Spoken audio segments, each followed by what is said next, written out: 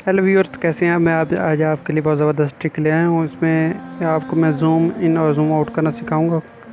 किसी भी जगह आप easily zoom in zoom out कर सकते हैं स्क्रीन के ऊपर।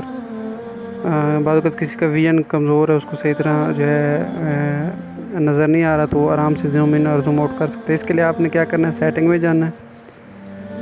सेटिंग में जाने के बाद आपने एक्सेसिबिलिटी वाले ऑप्शन को सिलेक्ट करना है।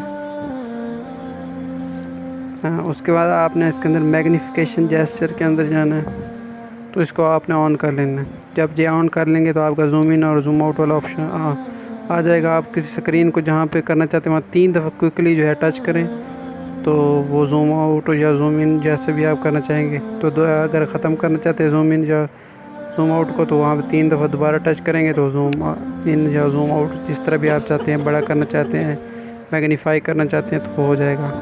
तो ये ज़बरदस्त ट्रिक है, उम्मीद है आपको ये पसंद आएगा। तो और ट्रिक और मज़ेदार इस तरह की ज़बरदस्त चीज़ जानने के लिए मेरे चैनल को सब्सक्राइब कीजिए, ताकि आपको जो है मज़ीद आने वाली वीडियो का नोटिफिकेशन मिलते रहे। तो शुक्रिया।